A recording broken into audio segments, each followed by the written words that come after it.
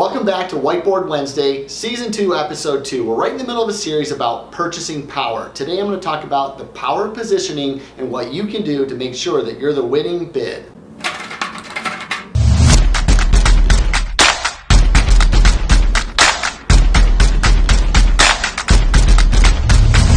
Hi, I'm Steve Nickerson. I lead OneHome Colorado. We're one of the top real estate brokers in Metro Denver. And what we're seeing out there right now is an extremely tough market for buyers. It's a seller's market.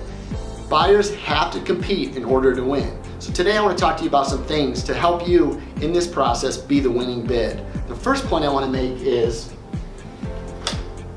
your offer has to stand out. You know, everybody out there right now is doing the same thing. They're doing health and safety only inspections, and they're waiving appraisals or putting appraisal gap coverage in, and they're tightening up deadlines. The goal is to remove risk for the seller or the perception of removing risk. What we're having clients do is we either double up our earnest money deposit so they look stronger and they stand out on the offer, or we have their money become non-refundable after they get through the inspection process. This removes the risk for the seller and gives them a great opportunity to know that your offer is going to make it to the closing table, and that's really the goal.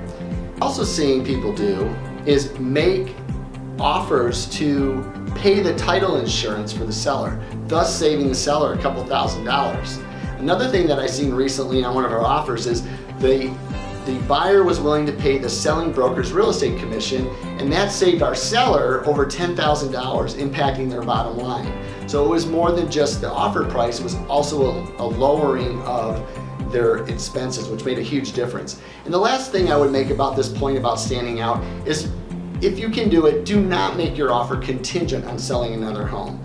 This, in a multiple offer situation, is kind of a red flag. There's a lot of risk to the seller that your home may not sell or may not close on time.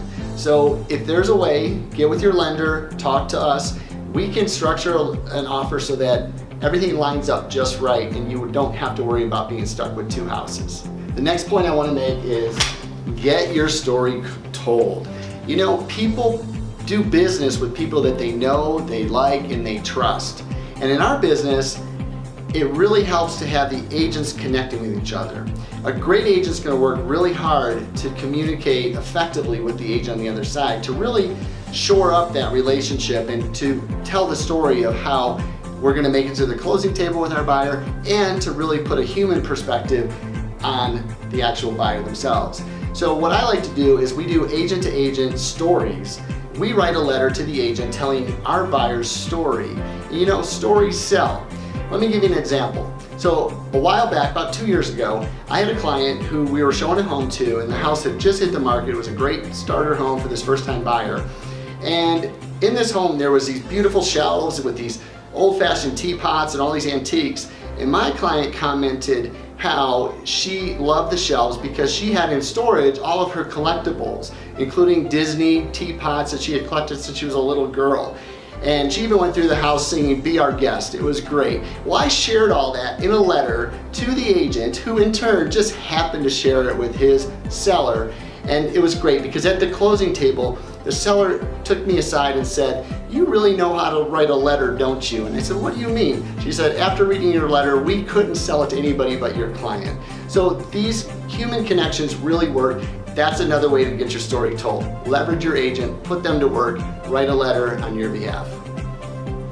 All right, and point 3 I want to make is go big.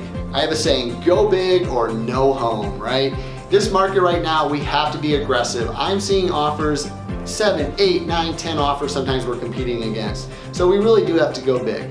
So often we'll get an offer $5,000 over. I've had clients go up to $40,000 over to get the home that they wanted, and they did.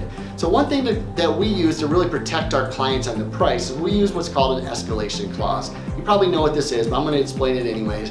What it is that we're basically saying to the seller that we will beat any offer up to, and I usually use $2,500. And we'll beat any offer by $2,500 up to whatever your max price is. Let's say it's a $500,000 house.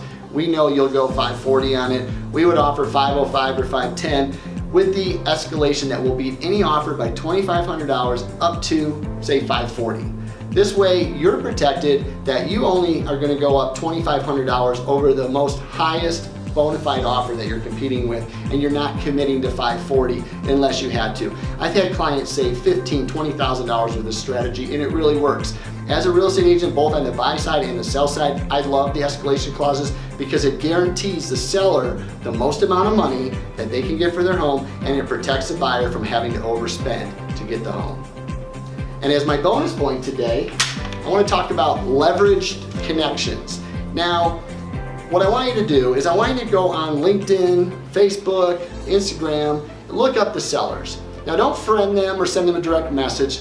That would be creepy. Instead, what I want you to do is look for mutual connections. See if there's anybody that you know from work or church or school that maybe knows them, and then reach out to your mutual connection, see if they know them and how well, and maybe they'll put in a good word and help tell your story further, thus putting you to the top. So try that, it may work. So thanks for watching Whiteboard Wednesday. Next week, we're gonna talk about the power of team. We'll see you then, thanks.